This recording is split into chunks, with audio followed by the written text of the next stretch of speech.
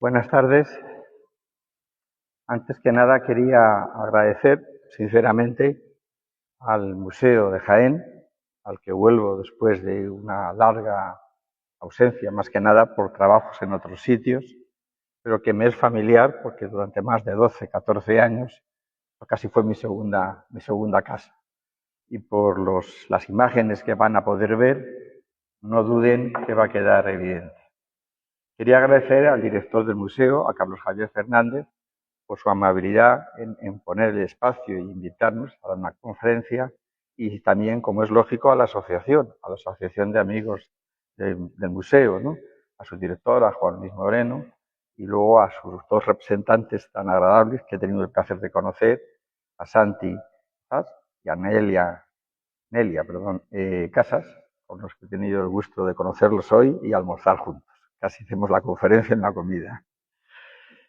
Bien, también pensaba, y lo van a ver en las imágenes, no es una improvisación, dedicar la charla, que con muchísimo gusto hago, porque primero creo en la comunión de la universidad y los museos, pero museos no solamente provinciales, sino locales. Y también creo que la comunicación de las asociaciones, la participación de las asociaciones a la actividad, a la vida de los museos, es cada vez más una labor imprescindible, no fundamental, imprescindible.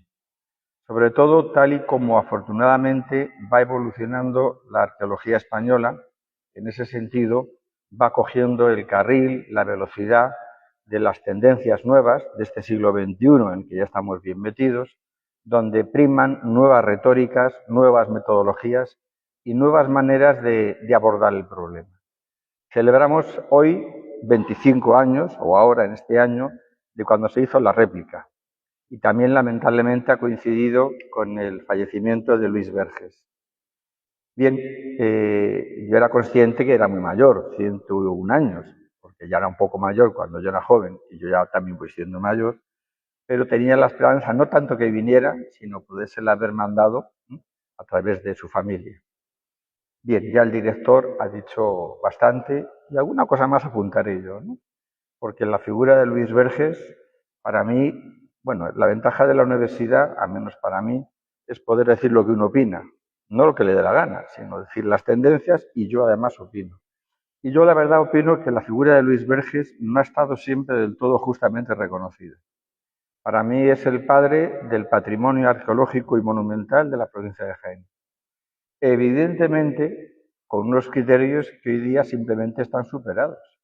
Pero no creo que nadie se operara médicamente con una metodología médica de hace 60 años, ni tuviera un teléfono móvil, porque no existiría, de hace 60 años, ni un vehículo de coleccionismo de hace 60 años. Fue una persona que tuvo, como él, en un artículo que publicamos, que tuvimos el gusto de publicarle, una persona que tuvo que generar una metodología porque en España no la había. Es muy fácil mirar para atrás y, como yo les digo a mis alumnos, ¿no? ¿Qué se creen? ¿Que Alejandro Magno llegó a la India de buen rollito? Que está todo tan de moda, el buen rollito. Pues no, no llegó de buen rollito. Y el Imperio Romano no se hizo diciendo paz, paz y voluntad, vamos todos a querernos, ¿no? Entonces, la obra de Luis Verges, creo, bueno, particularmente en el caso de la Cámara de Troya, existe gracias a la quirúrgica operación que tuvo en la Cámara. Y claro que fue quirúrgica, pero quitó un problema que era endémico desde su descubrimiento, más de 60 años con un problema de humedades, de agua, y lo cortó de raíz. Bien, vamos a hablar en efecto de la réplica, pero bueno, entonces daríamos la charla en la réplica.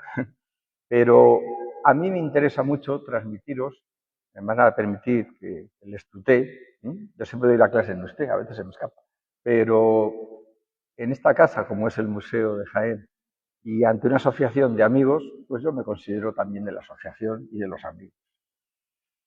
Y para valorar la Cámara de Troya y lo que implicó la réplica, hay que hacer historia, pero no una historia habitual, que es contar hechos con datos, espacio y tiempo, y ya hay una conversación intelectual.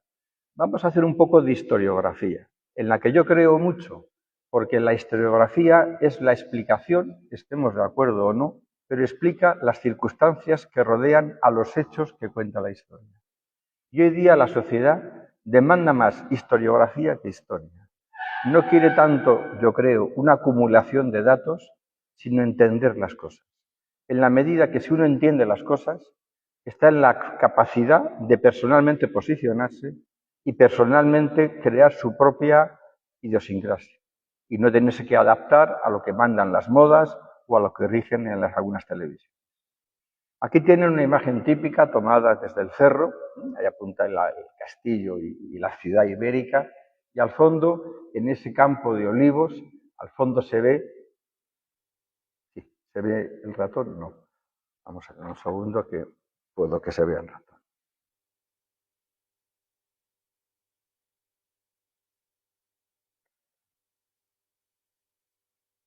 Pues no se va a ver el ratón. Herramientas plumero, ahora sí. Puntero así. Bien, aquí al fondo, donde hay esos cipreses, ahí está el cerro de la Horca y por tanto la Cámara de Troya, el monumento. Miren, las palabras, aunque dicen que no tienen importancia, para mí la tienen y mucha, por eso tenemos un rico vocabulario.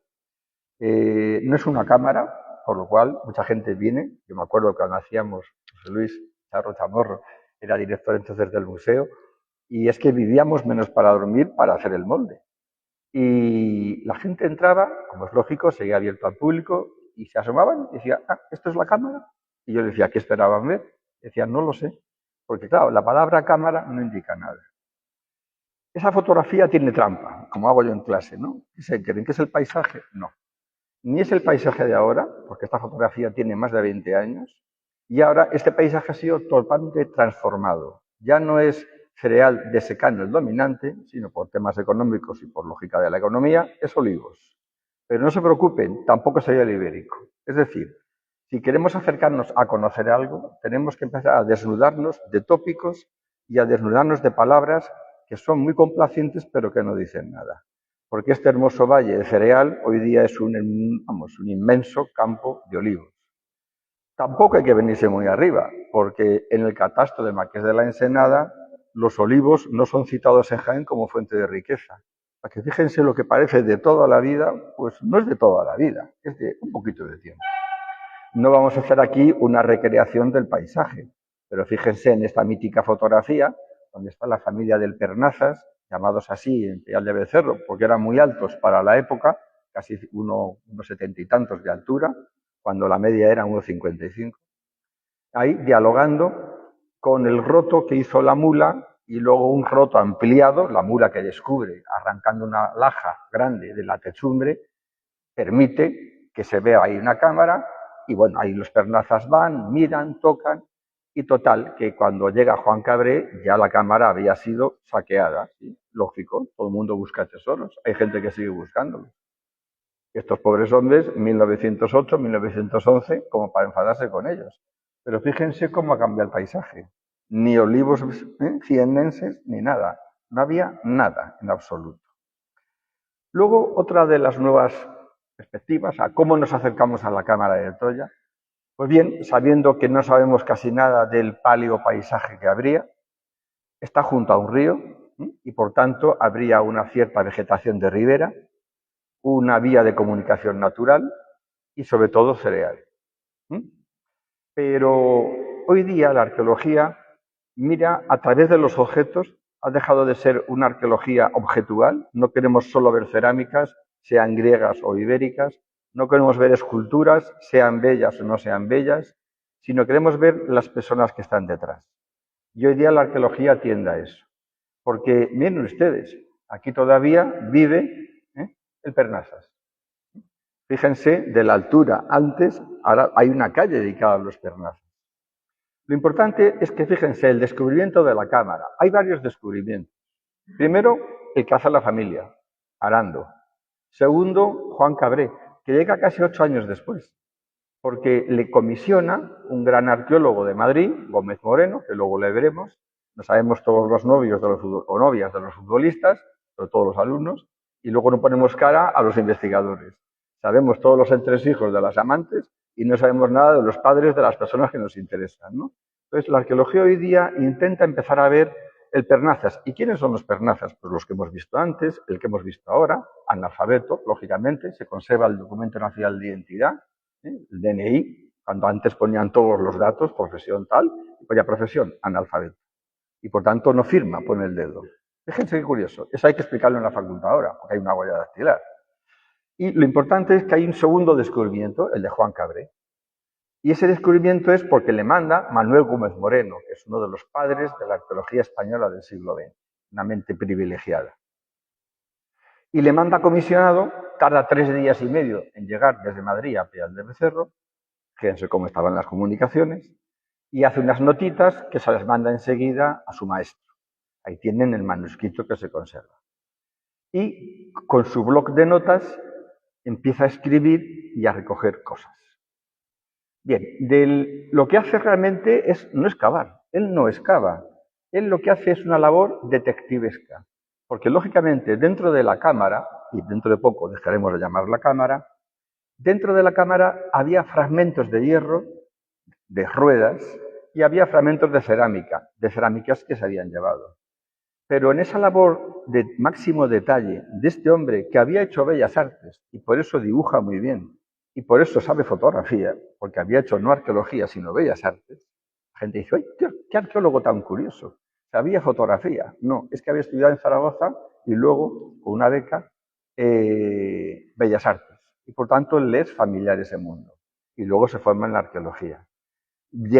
Hace una labor detectivesca porque va por todas las casas recogiendo en Peal de Becerro todas las piezas que le quieren dar, evidentemente.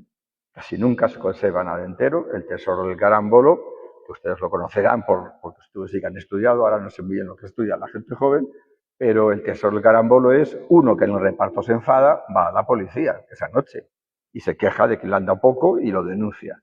Entonces la policía requisa parte del tesoro del carambolo. ¿Habría más cosas? No lo duden. Entonces él va recogiendo lo que le dan en algunas casas y lo va comprobando. Dice, no, esto salió en el pollete de la nave derecha. Se fija que hay un círculo de carbonato cálcico que evidencia que ahí justamente había un plato. De todas esas notas y de todos esos croquis, se lo cuenta a don Manuel Gómez Moreno y lo publica. Del artículo, fíjense, de haber observado, haber dibujado y fotografiado y haber hecho lo que decíamos hoy, entrevistas orales a la pedanía de Peal de Becerro, se consigue que se declare monumento nacional. Fíjense la valía de este personaje. Pero curiosamente, la excavación propiamente dicha, que es años después, no la va a hacer Juan Cabré, la va a hacer este hombre, Cayetano de Mergelina. ¿Por qué? Porque Juan Cabré había hecho bellas artes y en esa visión piramidal y lógica de la sociedad de entonces, hoy día somos también muy piramidales y estamos en plena democracia, decide Gómez Moreno que es don Cayetano de Mergelina, quien tiene en el centro, el que está destinado a entrar en la universidad. En cambio, Juan Cabré está destinado a ser la mano derecha en los trabajos de campo. De tal manera que a quien manda a excavar es a Cayetano de Mergelina. Y a Juan Cabré le manda a otros yacimientos más. Fíjense la biografía de Juan Cabré. Todos los yacimientos que excavó, los diarios de excavación que se conservan, qué temas de investigación hizo, de qué se conservan los dibujos originales, temas especiales. Excavó más de 111 campañas en su vida. Un hombre activísimo. Pero, como la historia de la arqueología española se ha escrito en la segunda mitad del siglo XX desde la universidad, a Juan Cabré no se le ha reconocido justamente todo lo que vale. Porque al no llegar a ser profesor de universidad, se le consideró como de un segundo nivel. Cuando fue director de un museo por oposiciones, conservador por oposiciones, testamentaría de toda la colección Cerralbo, un gran investigador. Pero fíjense, como la historia la escribe la universidad en el siglo XX, en la segunda mitad, y él muere después de la guerra, no está en las listas de los grandes arqueólogos del siglo XX. Bien, ya no hay que discutir más. Vemos su valía y entendemos por qué no está en esa lista. Entonces, tenemos que, si queremos seguir el resto de la Cámara de Tolla, tenemos que irnos a don Cayetano de Mergelina, que le manda, porque sé que está destinado, según Gómez Moreno, a ser profesor en la Universidad de Madrid, llamada Central, porque es la que había, simplemente. O sea, la Central, no había otra en ese momento. Es hoy día la Complutense. Y bueno, ahí tienen ustedes fotografías de las excavaciones. Él excava tanto en la necrópolis porque la cámara de Troya no es una tumba aislada, es un cementerio, que en época antigua se dice necrópolis. Cementerio es una palabra cristiana que se genera para diferenciarlo de una palabra pagana que es la necrópolis, la ciudad de los muertos. El cristianismo, a raíz de Constantino, se hace una religión oficial y por tanto crea un vocabulario que marque diferencia. Y se deja de emplear una palabra muy mediterránea, la polis, la ciudad, la necrópolis, la ciudad de los muertos, donde se entierra una minoría, evidentemente, y esa necrópolis está cerca de la polis, en este caso al lado, porque el prestigio de esos héroes allí enterrados, con esas tumbas coronadas con monumentos, evidencian a quien pase el prestigio de la ciudad a la que igual ni siquiera van a entrar. Ahí tienen fotografías, excava en la necrópolis y excava en el poblado. ¿Por qué hay que hacer historiografía? Porque si ustedes, por ejemplo, van a Valladolid, al Museo Provincial, hoy día se dice Museo de la Ciudad de Valladolid, van a encontrar que hay 2 vitrinas llenas de materiales de la Cámara de Troya. No de la Cámara y de tumbas de la necrópolis. ¿Y por qué? Porque Cayetano de Mergelina, antes de la Guerra Civil, antes del 36, es ya profesor, va a ser catedrático en Valladolid. Y era normal, y lo he hecho incluso, en los años 70 y 80. Cuando uno acababa de excavar, se llevaba el material a donde trabajaba. Y se lo llevaba a Valladolid para estudiarlo y luego entregarlo en el Museo de Jaén. Pero ¿qué pasa en el 36? Estalla la Guerra Civil, se quema la Universidad de Valladolid y se queman todos los papeles, documentos de las campañas antiguas de Cayetano de Mergelina. Pero, como se las había llevado las piezas también para restaurar, porque si se fijan, le interesa también la restauración, él también los materiales quiere restaurarlos. No es una casualidad. Si no, se los lleva, los dibuja y los devuelve. Los materiales estaban en el museo, porque la Universidad Española en el 36 no tenía laboratorios, las facultades de letras. Y entonces se quema la universidad, la tradición dice se pierden los datos, pero el Museo Provincial no se quema. Cuando acaba la guerra le nombran rector y está 20 años más en Valladolid y ahí se quedan las piezas. Y hoy día en el Museo de Valladolid está pues la colección quizás más completa o parte de la más completa después del Museo Arqueológico Nacional. Bien, si seguimos haciendo historiografía, un investigador, le hablamos en la comida, tiene que ser curioso. Y tiene que ver lo que no se ve, mucha imaginación. Claro que sí. Y pues vaya científico, no. Hay que tener mucha imaginación para pensar posibilidades. Y luego mucho método para demostrar. Yo me planteaba, y digo yo porque se me ocurrió, y eso de que se ha quemado en la guerra civil todo, es verdad que se quemó en la universidad. Y qué casualidad, y se quemó todo, absolutamente todo. Y entonces dijimos, ¿y si nos ha quemado? Entonces Cayetano de Mergelina, circunstancias de la vida, su hija se casa con nuestro rector, Gratiano Nieto. Entonces, en la Autónoma de Madrid era normal la relación con Gratiano Nieto y con Yecla. Y sabíamos que su cuñado era Cayetano de Mergelina. Entonces fuimos a la casa legado de los Mergelina en Yecla. Vimos todo el legado y ahí estaban todos los papeles de la excavación del Cerro de la Horca de Cayetano de Mergelina. Entonces, fíjense, la foto que ven a la derecha ha sido la portada de un libro de la Escuela de Jaén, de Cayetano de Mergelina, porque Gómez Moreno tiene una copia de la foto, pero la foto original, puesta de una arqueada, es la que tiene Cayetano en su casa, porque como no se quema su legado, se lo trae a su casa cuando se va a vivir a Yecla, porque se traslada de la rectoría como catedrático y rector de Valladolid, se traslada a la de Murcia. Y por tanto, Cayetano de Mergelina lleva todo su legado a Yecla. Y ahí se conserva.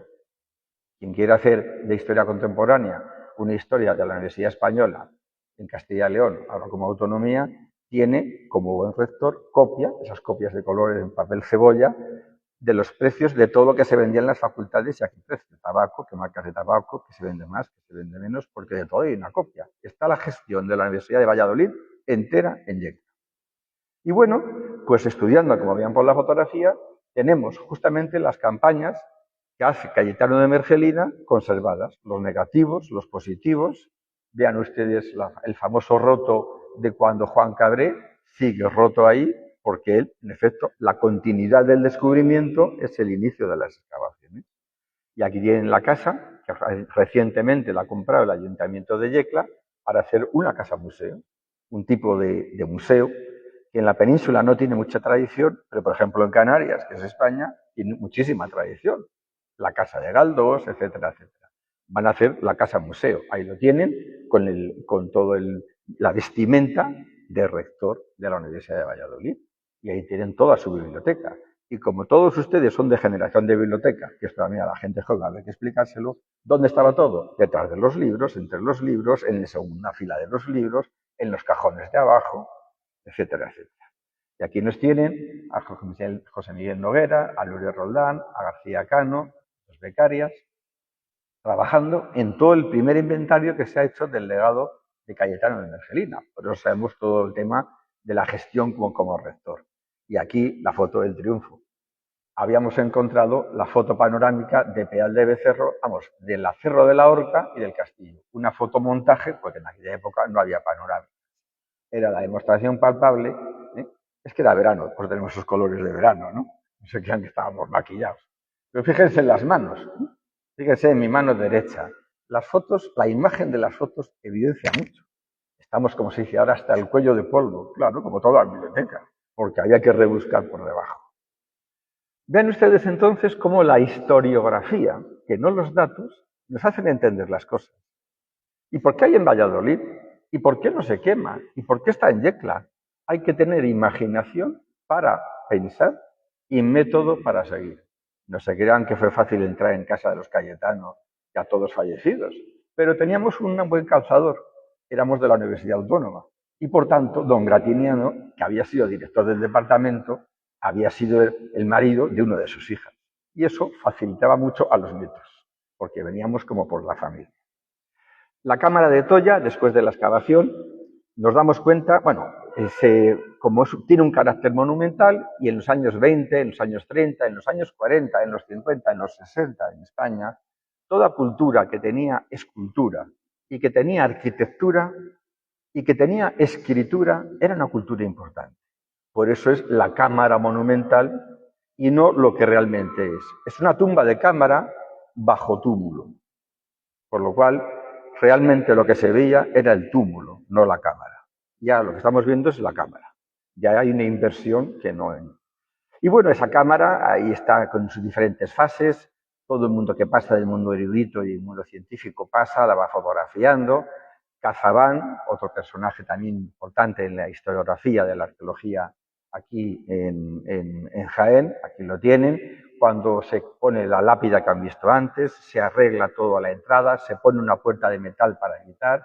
Y bueno, es todo un retrato de la sociología de la España de los años 40-50, los personajes, desde el conductor, el periodista, etcétera, etcétera, etcétera, ¿no? Y vean ustedes a la izquierda el coche que en aquel momento había llegado arriba de la cámara. En estos pasos para llegar a por qué hacemos la réplica, y fíjense qué curiosidad, es justamente la siguiente cita obligada, Luis Verges. Cuando fuimos a hacer el estudio de la cámara, dijimos, pero ¿esto quién lo ha trabajado? Vimos lo de Cayetano de Mergelina, vimos lo de Juan Cabré, había otro personaje, y ese personaje estaba vivo, no había que buscar en los archivos, y lo localizamos. Y le llamamos, le invitamos, aquí a la izquierda, por los que no le conocen, y vino con su capataz y con su aparejador, como Dios manda. Es decir, porque le dijimos lo que estábamos haciendo, que queríamos hacer una réplica fiel, que nunca se había hecho, que se conociera en España, y le reconocimos el mérito de lo que había hecho él, entendido en la época en que lo hace. Y en efecto, ahora no le cortan una pierna, pero hasta que no hay penicilina, o le cortan la pierna o la gangrena se lo come. Y la odontología, que no de ontología, de los dentistas hasta los años 60 era diente picado, diente fuera. De ahí el refrán, que también mis alumnos no entienden, de sopitas y buen vino. Sé que era por, yo que sé, porque les gustaban las sopitas, porque no tenía dientes. Y entonces esta foto para mí es mítica, porque están los tres orgullosos de que gente joven, nosotros en ese momento, reconocíamos el valor de algo que en la provincia de Jaén en ese momento no se le reconocía. Y aquí José Luis, o don José Luis, mucho sabe también de eso. Y aquí fíjense con su hijo, esa Ira Peal, con perdón de los pealenses, de Manuel Peña, que luego también citaré y a quien tanto le debo, pues eso era el fin del mundo. Aquí tienen ustedes la entrada, tal y como se había quedado, y el hijo fallecido de Luis Berger. Y entonces le dijimos, oiga, usted como buen arquitecto, tenía que tener planos, dibujos y croquis. Sí, claro, tengo todo. Y nos los deja, y dice, no, se los doy. Y nos lo dio. Y en la Autónoma, como antes ha dicho, creé un centro documental, porque en España, tan amante que es de su historia, pues normalmente los legados se tiran. Es decir, se muere un señor y su biblioteca se dispersa. Se muere un investigador y los hijos lo guardan y los sobrinos lo tiran. Y entonces, particularmente a mí, que nunca había hecho historiografía, a partir de estos años, del 98, por la fotografía que sí me atraía, me di cuenta que se estaban perdiendo toda la historia de la arqueología española, sobre todo de la primera mitad del siglo XX. Paréntesis. La arqueología española, uno de sus grandes pecados es que no ha publicado ni el 20% de lo que ha excavado en el siglo XX. Es decir, el 80% está inédito y solo está guardado en los legados. Y esos legados estaban tirados. Entonces yo creé el CEDAP, un centro documental de arqueología y patrimonio. Y entonces dijimos, genial, pues los dona al CEDAP. Y en el CEDAP se conserva pues el legado de Luis Berges estrictamente relacionado con la Cámara de Toya. Ahí tienen ustedes el detallismo de análisis previo a tener que cortar la pierna. Y les digo una cosa, hace poco se ha vuelto a restaurar y se ha hecho lo mismo. Volverlo a aislar como una seta para los problemas de humedades. Hizo propuestas muy interesantes con diferentes entradas, vio el problema de la humedad desde el primer momento. Tengan en cuenta que en los años 70 en España solamente había un restaurador en las listas internacionales del ICROM y del ICOMOS. Es porque todavía había José María Cabrera Garrido. Bien, hizo varias propuestas, esta era la más sencilla, un acceso escalonado, y luego opera y la deja aislada. Aislada justamente porque está el problema que la esencia de la cámara de Toya es aislarla del agua, aislarla de la humedad. Y lógicamente lo que hace es un tratamiento arquitectónico, no un tratamiento arqueológico. Pero la importancia es que como lo detalla todo, lo dibuja todo y lo describe todo, sus fotografías permiten ver justamente lo que él hace. Vean esta fotografía que es de mala calidad porque está movida, pero fíjense de la lisura de lo que uno ve cuando entra a los relieve abrupto en la parte que no se ve. Lógico, lógico cuando uno sabe de cantería. En la cantera uno extrae el sillar y no lo trabaja, porque si lo trabaja 3, 5 días o 2 días y se le rompe en el camino, camino perdido. Entonces, como ya los fenicios, ahora los ibéricos, porque los fenicios en Trayamar, en Málaga, tienen una cámara que se hace con la misma tecnología, labran por dentro y dejan toda la lisura que ustedes ven con la luz rasante, las marcas de los instrumentos, del escoplo, del cincel fundamentalmente, y en cambio ese techo tan liso que ustedes ven en la réplica, en la parte de arriba está con escoplo, es decir, está hecho desbastado lo mínimo. Toda esa viruta de dentro de haberla quitado, la tiran fuera y él hace una lectura estratigráfica. Por lo cual nos damos cuenta, antes de que la tape, cuál es el nivel del hoyo que han hecho los iberos para encastrar la cámara y todas las esquilas que echan fuera. Es decir, el suelo de uso que estaban pisando cuando hacen la cámara. Entonces nos damos cuenta que la cámara de Toya es una tumba de cámara, de casa, semisubterránea, porque un tercio quedó por encima del suelo de uso y 2 tercios por debajo. Y luego tapada con un túmulo, porque la tumba tumular es el sinónimo en la cultura fenicia, púnica, etrusca, ibérica y también romana, ven la tumba de Augusto, en la idea del túmulo. Entonces, realmente la cámara de Toya es una tumba de cámara semisubterránea, con cubrición tumular y acceso por corredor, en rampa, no con escalera, y corredor recto. Hasta hace poco, esta ha sido justamente la zona que se nota el techo, Porque él puso una tela asfáltica. ¿Qué va a poner en los años 70? ¿Poliéster expansivo? Que no existía. Entonces pone una tela asfáltica como aislado. Pasa que la tela asfáltica con los 40 años de paso había cristalizado. Impedía transpirar el techo y por eso la vegetación no crecía. Pero vean ustedes el camino semicircular. Aquí tienen ustedes el túmulo que se ha hecho. Bien, está mucho más digno, evidentemente. La pena es que ese túmulo no responda al túmulo real. Es decir, si sabemos el tercio que sobresalía y sabemos que la tierra no tiene cemento para que no se desmorone y cubra todo, sabemos entonces cuál sería la altura que es mayor del túmulo. De tal manera que, fíjense, aquí abajo, lo que ven ustedes es un túmulo en Vergina, Italia, que es la tumba de Filipo de Macedonia, el padre de Alejandro Magno. Ese túmulo es falso. Es un cierre con poliéster, fibra y aluminio. Y encima un poco de tierra y césped. De tal manera que dentro está la tumba de Filipo. Yo en su día propuse, hasta que al final se torció, el hacer ese túmulo al modelo de Vergina. Es decir, que el público cuando vaya empieza a entender que no es una tumba de cámara, va por un corredor que tiene que ser rectilíneo, luego hablaremos de ello, que se introduce bajo tierra y desde fuera verlo con el tamaño real del túmulo, que sería más alto y que sería más ancho. Eso es un mero cálculo de tierras con un ingeniero. ¿Cuánta altura tiene que tener mínima para que cubra todo lo que es la planta de la cámara y que no sobresalga la piedra? Y luego, a su vez, preguntándole a Luis Verges por qué lo había hecho semicircular, me dijo, obviamente, porque el terreno acotado y expropiado no me permitía hacer el túmulo, el acceso rectilíneo. No existen los accesos curvilíneos en el Mediterráneo, son todos rectos. Entonces, fíjense qué oportunidad, más pronto que tarde, de expropiar la parte de la entrada a la derecha de la fotografía para hacer lo que en su día Verges hizo, un acceso casi de acceso universal en los 3 primeros escalones, que los tiene porque ya había un ciprés y no podía cortar el ciprés. Entonces lo hizo en rampa curvilínea porque no había espacio y con 3 escalones al final porque no le dejaron cortar el ciprés. ¿Y por qué hay cipreses en la Cámara de Troya? Pues hay cipreses porque todavía en los años 70 la arqueología española está imbuida en la arqueología del romanticismo. Y si el romanticismo influyó en la vestimenta, en la música, en la poesía, en el amor, en los duelos, ¿cómo no va a influir en la arqueología?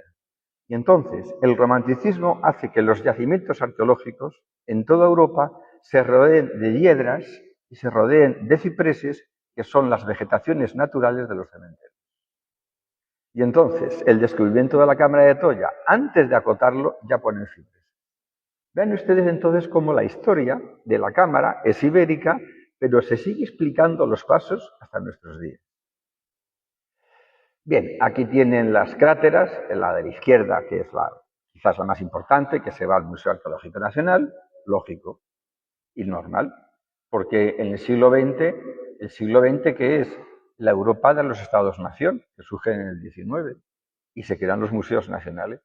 Y por tanto, a los museos nacionales no se expolia, el expolio es otra cosa. No es una descolonización, eso es otra cosa. Es la idea de que el Estado-nación tiene el Museo Nacional donde van las mejores piezas de cada yacimiento que se excave. Hoy tenemos un régimen autonómico y ya no es vigente. Pero no se puede desmontar, bajo mi punto de vista, el Museo Nacional porque es querer borrar el siglo XX porque ahora tenemos otro sistema. Entonces quitemos la escultura a Fernando VII, que era un poquito loco, ¿no? Y quitemos la calle dedicada a quien yo sé, ¿no? No podemos hacer ese revisionismo tan fácil. Entonces, ahora mismo hay piezas en Valladolid, se explica de esa manera, hay piezas en Madrid y hay piezas aquí en Jaén. Pero aparte de las cerámicas, había ruedas, había cerámicas griegas, etcétera, etcétera. Bien, nuestra idea, porque particularmente a mí y también a la colega Lourdes Roldán, que le va a ver en fotografía, nos importaba tanto la investigación, éramos profesores de universidad y es que es con natural, si no, no eres de universidad. Si no investigas, no debes de ser profesor de universidad. Pero a nosotros particularmente nos gustaba la trilogía, investigar, publicar lo que investigas y divulgar, que ahora se llama No es difusión, es del conocimiento, transferencia del conocimiento. Ya el valor se presupone, ahora hay que hacer transferencia. Entonces dijimos, bien, la gente que va a Peal de Becerro va a la Cámara de Toya. Y todo el mundo que no va a Peal de Becerro, y todo el mundo que no va a Toya, dijimos, hagamos una copia fiel, que implicará un estudio de arqueología de la arquitectura que nunca se ha hecho, porque se veía como algo formal, como una cerámica, se buscaban paralelos, que si etruscos, que si fenicios, que si propiamente ibéricos, que si de tradición tartésica, la idea de que Tarteso sea la raíz de España. Dijimos, vamos a hacer un estudio de arqueología de la arquitectura, es un modo de hacer arqueología, mediante unos criterios arquitectónicos, pero que no es arquitectura, es arqueología de la arquitectura. Vamos a entender cómo se ha hecho y vamos a hacer un molde con una fidelidad total, y se empleó para ello látex, como el látex que se emplea para los moldes de las monedas o de las huellas dactilares, totalmente toda en látex, y luego les contaré el proceso con fotografía. Entonces, lo primero que había que hacer es lo que había hecho Verges, medirlas para asegurarnos, medirlas y saber qué piedra estaba mirando a 2 caras, qué piedra miraba a 3 caras y qué piedra trabaja solamente en una de las caras. Hicimos los dibujos técnicos, los dibujos iniciales, hicimos algo que ahora es muy normal, pero que en su momento no era tan normal, que era un montaje fotogramétrico. Cientos de pares fotográficos, solapados mecánicamente, ahora lo hace todo un ordenador, para saber cuántas piedras, numerarlas y empezar a dibujar justamente las caras con colores diferentes para las piedras que restaura Verges. Fíjense, Verges pone piedras que faltaban, por ejemplo, estaban casi siempre rotos los polletes y muchas veces el fondo del pollete. ¿Por qué?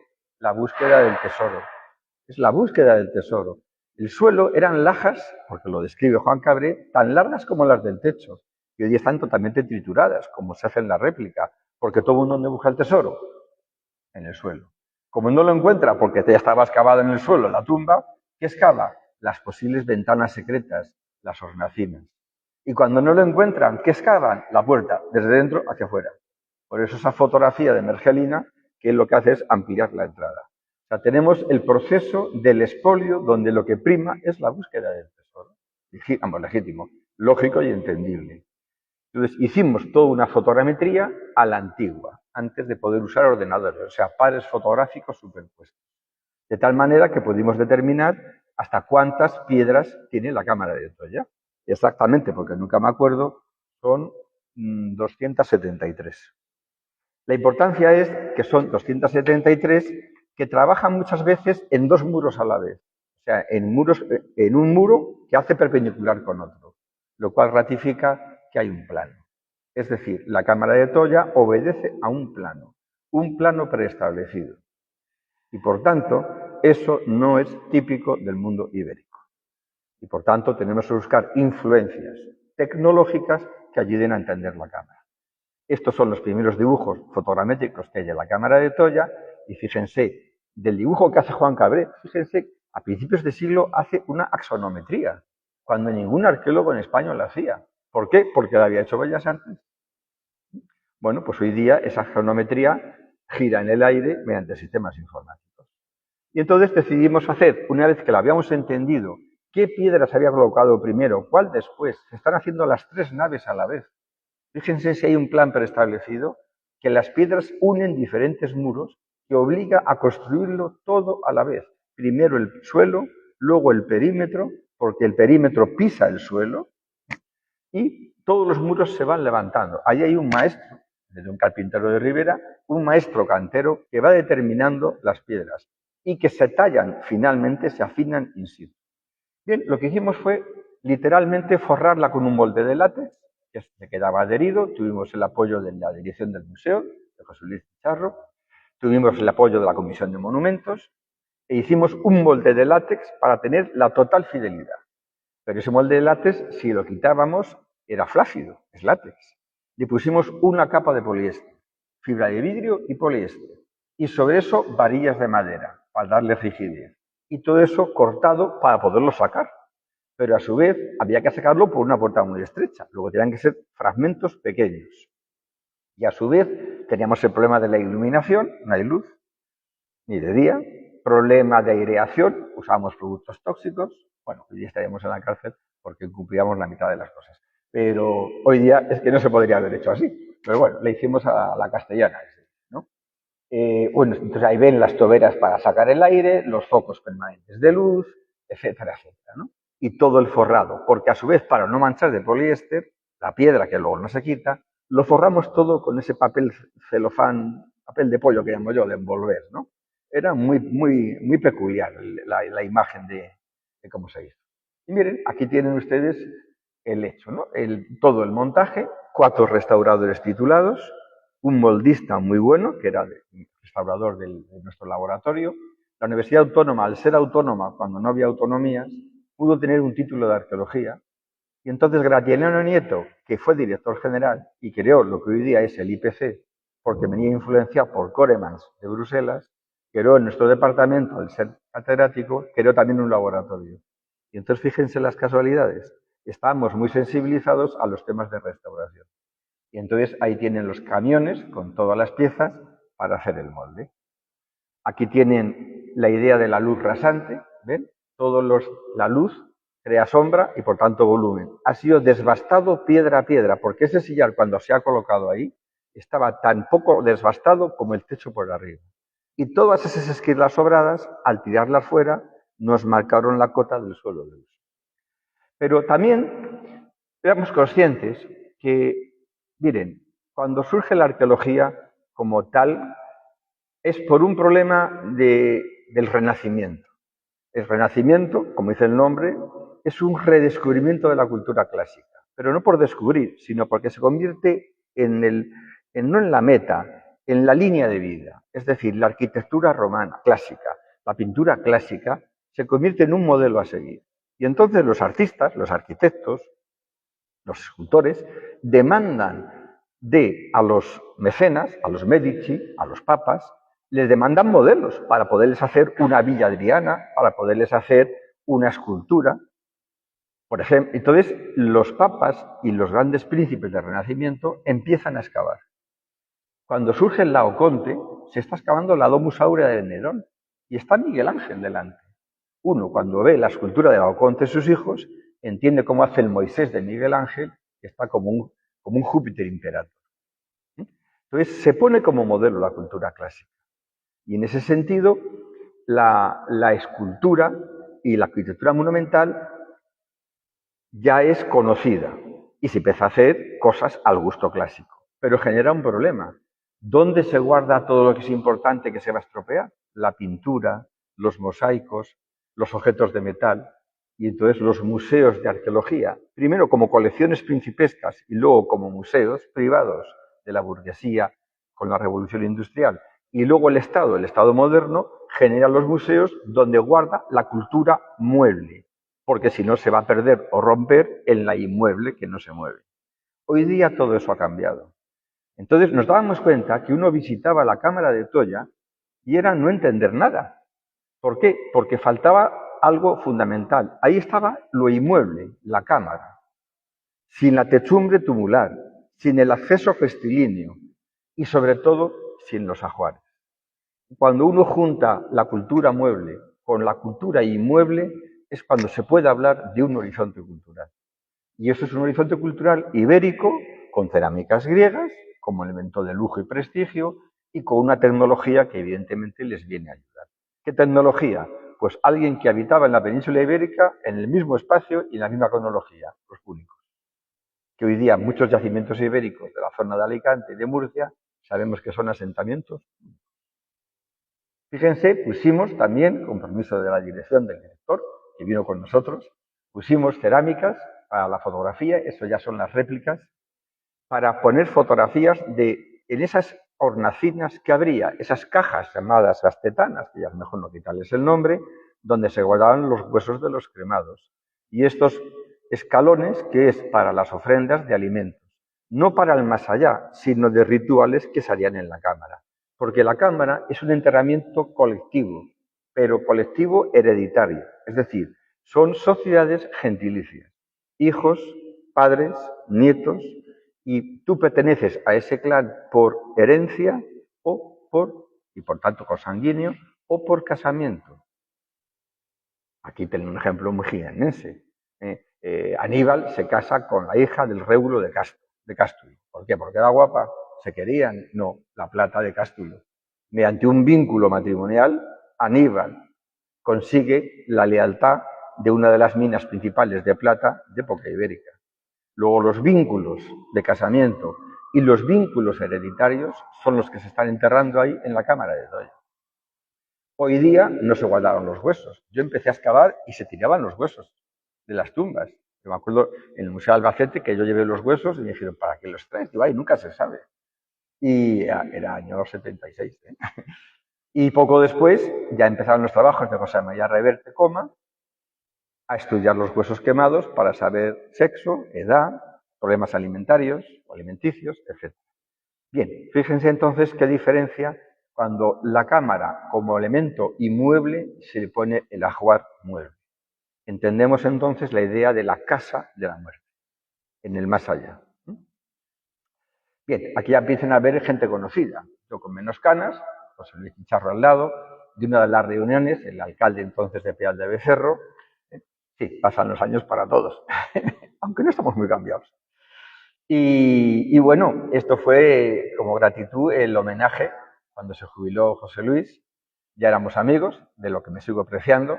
Yo a la arqueología le debo tres cosas. Haber conocido una España rural, para que se dice así tan moderno. O sea, la España de verdad, y no solamente un capitalino o un urbanita como yo.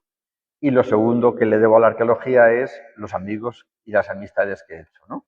Ahí con su mujer, el día que nos fuimos allí a Baeza, de Baeza, y ahí hicimos el homenaje. Aquí pusimos del museo los fragmentos de la rueda, porque claro, ¿qué hace una rueda ahí? ¿Ven? Una arqueología objetual, la rueda. No es una rueda, es la síntesis de un carro. Luego el carro, como un elemento procesional, está presente en la cultura ibérica. Fíjense las historias que se pueden contar. Entonces, nos trasladamos a Joda por influencia y por datos e información de Manuel Peña, donde está, que no le veo, ahora se verá en fotografías, aquí ataco a todos, y con José Luis, y nos fuimos a Joda, el señor Bejarano, un carpintero, maestro carpintero, un ebanista, de los que ya no quedan, que cuando vio los fragmentos de la rueda dijo, nada, esto es facilísimo. Y hicimos una réplica de la rueda en madera, porque ya una de las ruedas que estaban aquí en el Museo de Jaén estaba hecho con el gran descubrimiento de los años 60 del metaquilato. Y entonces se empleó el metaquilato en su día, años 60. Hay una película de Woody Allen, que es muy divertida, sobre todo las primeras, que es todo aquello que usted no sabía sobre el sexo y no se atrevía a preguntar, que va vestido de espermatozoide y baja al infierno. Y dice, ¿y usted qué ha hecho que baja al infierno? Y dice, yo inventé el metaquilato. Entonces, los que hemos trabajado en museos, no digamos la primera fila, que hay dos, pues es verdad, ¿no? Luego se dieron cuenta y nos dimos cuenta que el metaquilato amarilla, que se raya cuando lo limpia el polvo. Pero fíjense lo que es la modernidad en cada momento. La rueda del Museo de Jaén se había montado en metaquilato y era una didáctica maravillosa. Nosotros la montamos en madera, nos criticaron, porque decían que eran orgánico. El Museo Arqueológico Nacional, que se ha reformado hace 12 años, también la han montado en madera. Entonces hicimos también todo otro proceso con él. Era maravilloso. Sabía naturalmente mucho más que nosotros de ruedas. El trabajo, los dibujos de Juan Cabré eran perfectos como una rueda de carro. Pero él es que hizo a partir de los fragmentos todos los elementos de la rueda. Y luego esa idea de la arqueología que hablábamos, ¿no? De las personas. Hicimos una exposición en Peal de Becerro. Y luego se vino aquí la rueda, si la rueda era de aquí, pero se inauguró en Peal de Becerro. El director del museo fue generoso y en vez de decir la inauguro en mi museo, fuimos todos a Peal. Ahí nos tienen ustedes, fíjense, con los hijos del Pernazas. En el centro ese es el hijo. Tenemos la voz grabada del Pernazas hijo, contando de manera ya un poco idealizada, pero con la voz original, ahora que sale la tonta de la memoria oral, tenemos la voz de los Pernazas contando cómo su padre contaba, que habían contado la Cámara de Troya. Y aquí tienen ustedes la rueda del Museo Arqueológico Nacional. No sé para qué nos criticaron si luego lo hicieron. Pero bueno, esto es un país que tenemos y no vamos a cambiar. Y aquí tenemos a Manuel Peña, a quien le debo muchísimo. Para mí ha sido el eterno y maravilloso concejal de Cultura, que como nunca era concejal, siempre sucedía a todos los concejales y se apoyaban en él para justamente todos los temas de cultura, ¿no?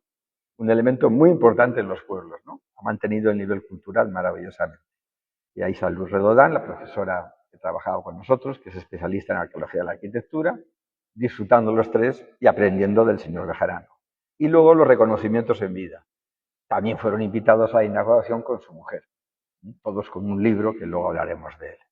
Hablando con Bejarano aprendemos mucho de Ruedas. Hablando con Luis Verges nos enteramos hasta, por ejemplo, dónde había aparecido esta crátera, que está aquí en el Museo de Jaén. Pues justamente donde se hizo el depósito de agua. Al hacer el hueco para la cimentación, ahí apareció la crátera. Y más restos que están en el museo cuando hizo la curva en el acceso a la tumba. ¿Por qué? Porque había más tumbas alrededor de la tumba principal. Volvemos ahora otra vez a Manuel Gómez Moreno, a Cayetano, que ya lo tenemos en su casa con su legado, y aquí tenemos a Juan Cabré y a su hija María Encarnación, la primera mujer arqueóloga de campo. Fíjese, la primera mujer arqueóloga en el Grupo Nacional de Museos, Conchita Chicarro en Sevilla, es en la posguerra. Bueno, una mujer también maravillosa.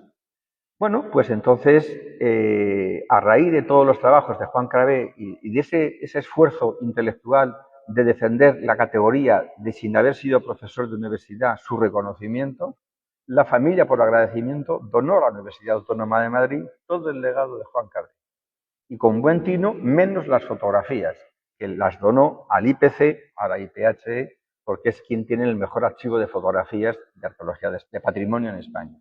Pero en cambio teníamos los positivos, con lo cual es muy cómodo, ¿no?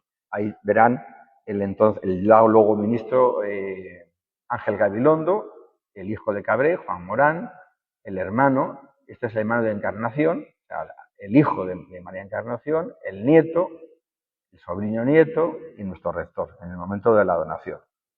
Y luego, la historiografía y la arqueología, como cualquier actividad humana, como dice un refrán, estáis seguros, se lo sabe, agradecidos es de bien nacidos. Y entonces, con la complicidad de Manuel Peña, liamos a la alcaldía, con el apoyo del museo, y se le dedicó una plaza en Peal de Becerro a la familia Juan Cabré, que puso a Peal de Becerro en el mapa científico español. Y ahí tienen, justamente otra vez, a Juan Morán, a la familia, son varios hermanos, nietos ya, de Cabré padre. Aquí, en un momento de paseo, hicimos unas jornadas en Peal de Becerro, en un intento de empezar a poner todo el pueblo como parte también de la lectura arqueológica histórica. Y acabaremos la charla de hoy, sí, que ya va sin, no, vamos bien de tiempo, hablando un poco del ecoturismo, la sostenibilidad y el ecopatrimonio. Miren, nadie va a ir a la Cámara de Toya más que los locos iberistas que nos dedicamos a ello.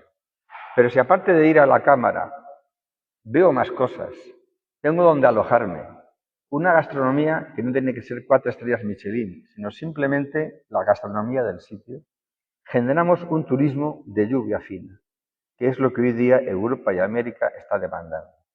Y entonces hacemos una sostenibilidad, porque damos dignidad a la gente del sitio.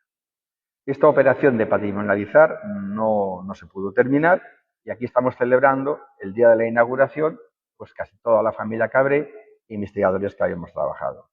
Hicimos 3 libros, porque la Cámara itineró por toda España. Había miedo, eso lo hemos hablado más de una vez en Peal de Becerro. Hay gente que estaba en contra, porque decía, no va a venir el turismo, porque como ya la conocen, digo, no, todo lo contrario. Viendo la copia, igual quieren ver el original. Había ahí una tensión, en el buen sentido de la palabra. E itineró por España y hicimos una cosa que yo creo que nunca se había hecho. Varios catálogos sucesivos con la misma exposición. Porque allí donde íbamos querían que hubiera un catálogo apropiado a la cultura ibérica del territorio. El de la izquierda era el homenaje a la memoria, era un homenaje a Juan Cabré y a los arqueólogos de principios de siglo. Pues cómo no ponían los pernazas. Pero cuando vino a Madrid, ¿qué cogimos? Ahí no había ibéricos, pero había multitud de archivos. Y entonces vaciamos todo lo que había en la Academia de la Historia, en la Academia de Bellas Artes, en archivos del IPC, y se hizo un catálogo para la misma exposición con las colecciones madrileñas. Y luego la quisieron en la zona alicantina, en Murcia y en Elche. ¿Y qué hicimos? El litoral mediterráneo. Y miren cómo es la vida. Aquí tiene a don Cayetano, ya mayor, catedrático, ya en Murcia, asentado, excavando en el cabecico del tesoro. Se cierra el ciclo de Juan Cabré indirectamente con él. Y luego el agradecimiento a la familia. Aquí tienen ustedes a María Encarnación Cabré, que todavía vivía, la hija de Juan Cabré, la primera arqueóloga en España, excavaba con pantalón y con peto y dirigía a los hombres. Y sus 2 hijos y ya los sobrinos. Y bueno, hicimos alguna actividad más para recrear todo el tema de la rueda y luego ya en Peal se hizo un centro de interpretación dentro de la idea del viaje a tiempo de los íberos que organizó la Universidad de Jaén a la cabeza con Arturo Ruiz y yo ya me fui a otras investigaciones, a otros destinos y ya es otro capítulo de la historia de la cámara. Pero sí dejarles esta última imagen, ¿no? Un poco a modo de provocación. Siempre se dice, ¿cómo cambian los tiempos? ¿Cómo cambian los jóvenes? No entendemos nada. Es que está cambiando todo. Es que también nosotros cambiamos, solo que nos vemos todos los días. Hoy día se dice incluso, que va a contar a Carlos, que en los museos la colección es importante, pero mucho más lo que se hace en los museos, ¿verdad? Es fundamental hoy en los museos las asociaciones que empujan, que pueden pedir subvenciones, que le vuelven loco al director, o el director le vuelve loco a ustedes, y hay de todo, ¿no? Pero lo importante de este museo es justamente lo que se hace en el museo. Si además hay un togado, como lo estoy viendo, genial. Es lo que se hace. Y lo importante también en lo que es el patrimonio es justamente acompañarlo, no de 5 autocares de golpe, no solamente en verano, sino generar una visión patrimonial y cultural con un grado claro de sostenibilidad. Porque miren, el patrimonio, ahora que se habla tanto de la lectura de la economía, ¿no? Es verdad, todo es economía. Pues hagamos economía de la cultura. El patrimonio tiene un valor, un IVA maravilloso, un valor añadido. No se puede deslocalizar. Entonces, si se invierte en patrimonio, si se invierte en cultura de una manera correcta, proporcional, lo que estamos haciendo es generar trabajo y asentar a las pequeñas poblaciones en su sitio, porque tendrán una razón de ser. Bien se han cambiado el turismo, ¿no? Yo de pequeño, soy de niños pequeños por los yacimientos, por los museos. Yo sí porque mis padres eran los raros, porque nos llevaban a los museos. Y lo decían mis hermanos, mis amigos. Qué raros sois en tu familia, que vais a los museos. Pero está cambiando. Y en ese sentido, el museo, los museos provinciales, justamente tienen toda una labor de responsabilidad, que es prestigiar, promocionar la cultura y el patrimonio, en este caso arqueológico, de su provincia, y las pequeñas poblaciones hacer recíprocamente un diálogo mantenido con los museos provinciales. Y eso fue lo que intentamos hacer con la Cámara de Toño. Pues muchas gracias.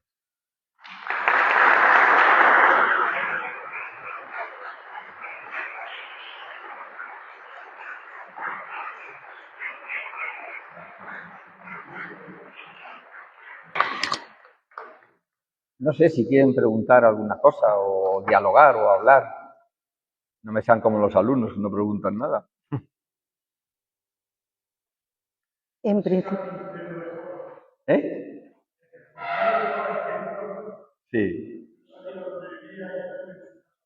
Sí, una gran persona.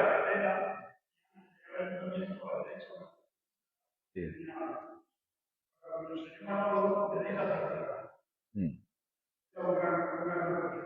Era una gran persona. Ya le digo yo que a la arqueología le debo que me rodea siempre de grandes personas. Al menos en lo humano. Y luego, casi siempre en lo científico, de regalos. Hablamos, ¿te acuerdas, José Luis, de hacer una segunda rueda para poner un carro? Porque la gente piensa que se coleccionaban ruedas. Es la síntesis, ¿no? El carro profesional. Y ya sabemos que sí, que había carros. Pero no había carreteras. Se imaginen como los egipcios, por ahí dando vueltas. Era la idea de la procesión ante un acto religioso, ante una parada militar o a un viaje que no lo sabemos porque no hay fuentes escritas al más allá. Pero en la necrópolis de Toya había varios carros, porque hay bastantes ruedas, restos de ruedas. Pues, en principio, sí, venga. No, sí, José Antonio, venga, pregunta. No, ha dicho usted antes que la institución de la Cámara de sí. Pero por otro lado, ha enseñado usted fotos pues, de los túmulos griegos, y a mí me recuerda mucho a la tumba de Atreo en Escena, que también tiene que estar así, también un túmulo y demás. Es decir, ¿hasta qué punto? Bueno, es que, no, bien visto. Es que ahí está la cosa. Mire, paralelos formales no implica paralelos culturales. la mal llamada tumba de Atreo, porque no es de Atreo, en efecto es igual, es que a un túmulo semisubterráneo o cubierto por un túmulo solo se puede entrar de una manera, de esa manera. Entonces, no es tanto por la forma del corredor y la entrada, porque si es un túmulo, todos los de galera se entraba igual, incluso a gatas, pero se entraba igual, sino por la modulación, es decir, la metrología, es decir, las medidas. Entonces, ahí está la cosa, ¿no? No se imaginen que llega un púnico y dice, les voy a dar una idea, ¿no? El mundo púnico se asentó en la península ibérica en el siglo VI, V y IV y III. Yo estoy trabajando ahora en Valdepeñas, que lo veremos mañana, y hay un edificio religioso que al final de su vida ponen una habitación con un culto betílico. Pero todo ese edificio tiene un módulo que se llama el codo púnico, que es 0,52 o un múltiplo. Eso es una influencia púnica que está en un edificio religioso y está en que hay un culto de esa gente, no es pasada por aquí, están conviviendo. Entonces, la cámara de Toya puede ser un regalo puntual, claro, como no conocemos el resto de la necrópolis, porque Cayetano de Negelina dice que había más cámaras, no del tipo tan grande como esta, pero sí cámaras tipo como las de Galera. Entonces, la influencia es púnica, porque los púnicos están viviendo en la zona de Alicante. Luquentum, aparte de la Luquentum romana, ya sabemos que es púnica, porque se ha encontrado al lado, en una antigua albufereta de Villaseca, lo que es el asentamiento propiamente ibérico. O sea, convivían, y de hecho, los de Valdepeñas, fíjense, si te influye alguien en la religión y en la arquitectura, es que lo tienes aquí bien metido, no es uno que pasa y te da una idea, porque nosotros somos ser conservador, bueno, tiene que decirlo, pero los meus tienen que ser conservadores y ser de derechas. Digo, no, hijos, esto es otra cosa. Entonces, todos somos conservadores ante la religión, ante la tradición. Entonces, si tú, aquí, imaginaros, si aquí en Jaén el urbanismo, las calles tienen un trazado tipo hipodámico, eso es una influencia. Y si tenemos unos cultos y esos cultos son de fuera, es que se han introducido. El mundo ibérico es politeísta. Entonces no es tan complicado como con el monoteísmo. No es quitar una religión para poner otra.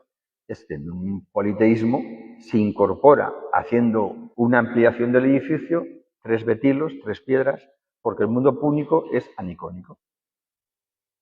Entonces, los púnicos tuvieron mucha más importancia de lo que parece en la cultura ibérica. A mí siempre